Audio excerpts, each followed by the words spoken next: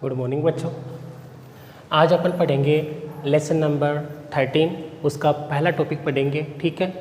और ये क्या है, इस जो तीसरी यूनिट में हम पढ़ रहे थे उसका लास्ट टॉपिक है, ठीक है।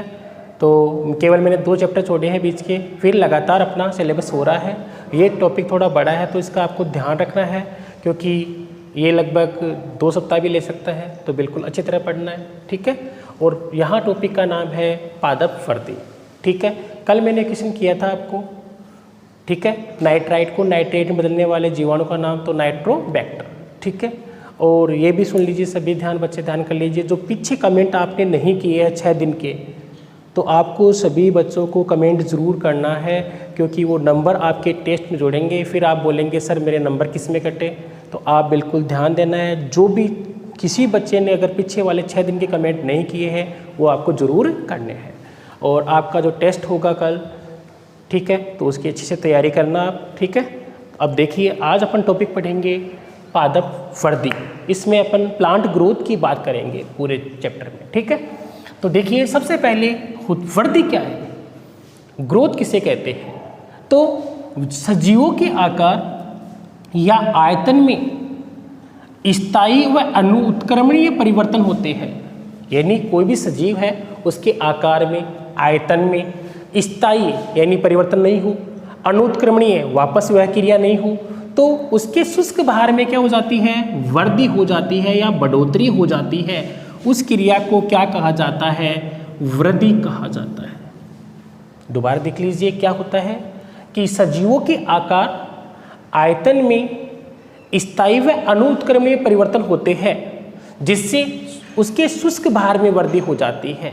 शुष्क भार बताया हुआ है मैंने, कोई भी जीव है उससे जल बाहर निकाल तो जो बचा हुआ भाग है वो क्या कहलाता है, शुष्क भार कहलाता है, ठीक है। तो सजीवों के आकार आयतन में स्थायी व अनुत्क्रमणीय परिवर्तन के फलस्वरूप शुष्क भार में बढ़ोतरी होती है, जिसे अपन क्या कहते हैं, वृद्धि कहते हैं। अब आपको ये पूछ ली कि पादप वृद्धि क्या है, पादप वृद्धि किसे कहते हैं, बात इसी तरह लिखनी है आपको।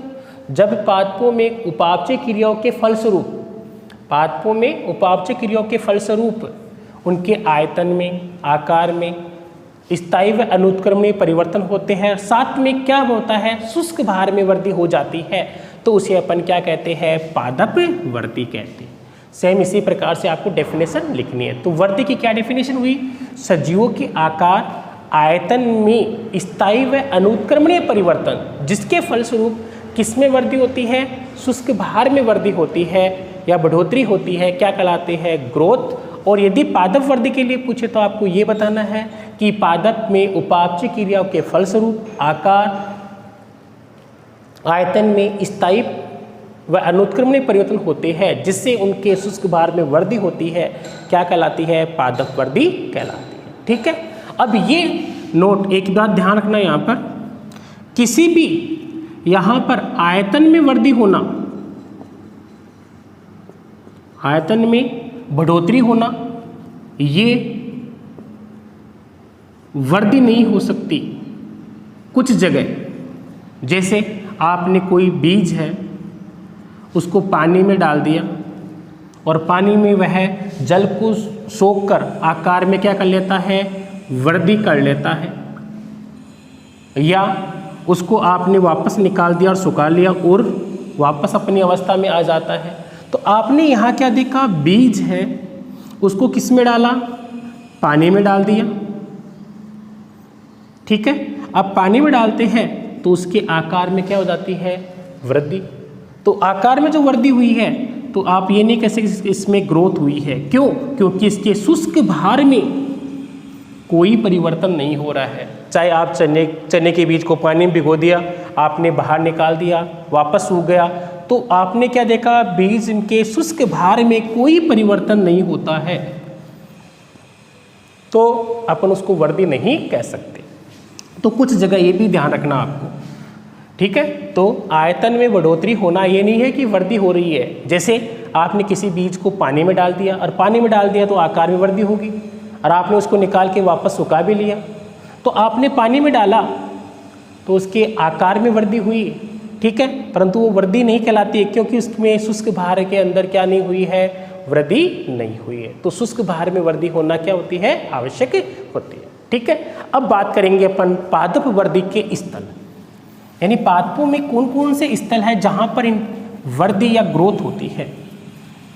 ठीक है, तो पादप के वृद्धि स्थल की बात करते हैं तो कुछ निम्न वर्ग के होते हैं, जैसे शैवाल है। ठीक है, उन शैवाल के अंदर जो वृद्धि होती है वो क्या होती है, संपूर्ण शरीर में पाई जाती है। शैवाल है उसमें वृद्धि है, निम्न वर्ग के अंदर जो ग्रोथ होती है वो पूरे शरीर में पाई जाती है, पूरे शरीर में पाई जाती है। जबकि उच्च वर्ग के जो पादप है उनमें विशेष स्थानों पर ही वृद्धि पाई जाती है, जिनको जहां वृद्धि के उत्तक पाए जाते हैं उससे क्या कहा जाता है, विभज्योतक कहा जाता है। क्या कहा जाता है, विभज्योतक। तो उच्च वर्ग के पादपों में विशेष जगह पर ही वृद्धि होती है, उस जगह को या उस भाग के विशेष कोशिकाओं को क्या कहते हैं, विभज्योतक कहा जाता है। तो पादप के अंदर अपन वृद्धि स्थल की बात कर रहे हैं, दोबारा देखना यहाँ पर, कुछ निम्न वर्ग के अंदर तो संपूर्ण शरीर के अंदर वृद्धि पाई जाती है, जबकि उच्च वर्ग के अंदर कुछ विशेष जगह पर पादप ग्रोथ करते हैं, उस भाग को अपन क्या कहते हैं, विभज्योतक। और वृद्धि के स्थल के लिए यहाँ बात करेंगे तो वृद्धि के स्थल होते हैं 3। पहला कौन सा होता है, शीर्षस्थ, और दूसरा कौन सा होता है, अंतर्वेशी, और तीसरा कौन सा होता है, पार्श्वीय विभज्योतक। तो आपसे कभी पूछा जाए कि पादप वृद्धि स्थल कौन कौन से होते हैं, तो 3 होते हैं, शीर्षस्थ विभज्योतक, दूसरा कौन सा होता है, अंतर्वेशी, और तीसरा कौन सा है, पार्श्वीय विभज्योतक। अब होते क्या है, सबसे पहले बात करते हैं अपन शीर्षस्थ विभज्योतक की। तो इस प्रकार के विभज्योतक कहाँ पाए जाते हैं, पादप के मूल भाग, मूल शीर्ष और तने हैं उसके शीर्ष भाग पर पाए जाते हैं। ठीक है, यानी इस प्रकार के विभज्योतक मूल के शीर्ष भाग पर और तने के शीर्ष भाग पर पाए जाते हैं। अर्थात मूल की जो अग्र भाग है और तने, ये अपन एक संरचना बना रहे हैं, उसके अकॉर्डिंग शीर्ष भाग, चाहे मूल का हो चाहे तने को हो, तो अगर तने का है तो शीर्ष भाग ये हो गया, मूल का होगा तो उसका शीर्ष भाग। तो जो शीर्ष भाग वृद्धि करता है वो भाग कौन सा कहलाता है, शीर्ष विभज्योतक कहलाता है। ठीक है, अब नंबर 2 अंतर्वेशी विभज्योतक। अंतर्वेशी विभज्योतक क्या होता है, ठीक है, तो अंतर्वेशी विभज्योतक है वो कहाँ पाया जाता है, एक तो पर्व संधि के ऊपर। अब आपको पता होगा पर्व संधि, जैसे मैंने आपको एक एग्जाम्पल ही बताया था, जैसे गन्ना है इस प्रकार से होता है। ठीक है, तो ये है दोनों पर्व, और इसके जो बीच वाला भाग है जहां ये जॉइंट है उस भाग को क्या बोलते हैं, पर्व संधि, नोड इंटरनोड। ठीक है, तो यहाँ ये भाग है क्या कहलाता है, पर्व संधि। तो पर्व संधि के ऊपर यानी जहाँ जॉइंट होता है उसके जस्ट ऊपर क्या पाया जाता है, अंतर्वेशी विभज्योतक पाया जाता है। कौन सा पाया जाता है, अंतर्वेशी विभज्योतक पाया जाता है।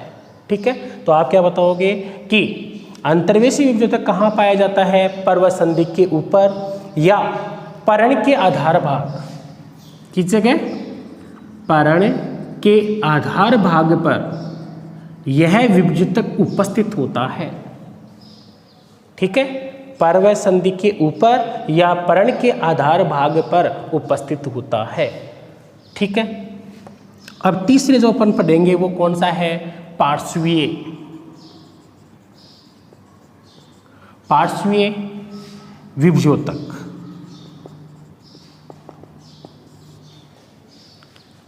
इसके जो प्रमुख उदाहरण है वो है 7A और कॉर्क एदा जो हमने जूनियर में पढ़ी थी, 7 एदा की बात की थी, वहाँ पर कॉर्क एदा की बात की थी। इन दोनों के फलस्वरूप पादप में कौन सी वृद्धि पाई जाती है? द्वितीयक वृद्धि, अर्थात मोटाई में वृद्धि पाई जाती है। तो आपने यहाँ देखा शीर्षस्थ, तो मूल के शीर्ष भाग, तने के शीर्ष भाग पर पाए जाते थे, जबकि अंतर्वेशी कहाँ पाए जाते हैं? पर्वत संधि के ऊपर या पर्ण के आधार भाग में।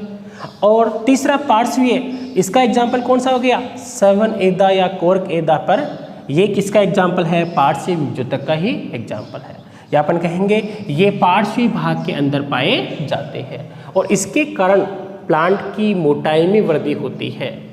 किसमें वृद्धि होती है? मोटाई में, यानी इसके फलस्वरूप पादप की मोटाई में वृद्धि होती है। और अधिकांश जो द्विबीजपत्री पादप है, द्विबीजपत्री पादप है, उनके अंदर द्वितीयक वृद्धि पार्श्व विभजक के द्वारा ही होती है। ठीक है, तो आज हमने जो पढ़ा है वो क्या पढ़ा? सबसे पहले वृद्धि क्या है, ठीक है, सजीवों के आकार आयतन में स्थायी व अनुत्क्रमणीय परिवर्तन के फलस्वरूप शुष्क भार में बढ़ोतरी वृद्धि कहलाती है। पादप की बात करें तो ये क्या बोल देंगे अपन? उपापचय क्रियाओं के फलस्वरूप आकार आयतन और जीवद्रव्य में परिवर्तन होने के कारण शुष्क भार में वृद्धि होती है, तो इसे अपन क्या कहते हैं? पादप वृद्धि कहते हैं। पादप वृद्धि के स्थल की बात करोगे तो शैवालों में तो संपूर्ण शरीर में होती है, जबकि उच्च वर्ग में निश्चित स्थानों पर होती है, जैसे शीर्षस्थ, अंतर्वेशी और पार्श्वी। तीनों के लिए आपको बता दिया है। शीर्षस्थ मूल और तने के शीर्ष भाग पर, अंतर्वेशी पर्वत संधि और पर्ण के आधार में, और पार्श्वी में है कॉर्क एदा और 7 एदा। ठीक है, तो आज के अपन यहाँ टॉपिक से जो क्वेश्चन रखते हैं, तो देखिए सबसे पहले क्वेश्चन ये है,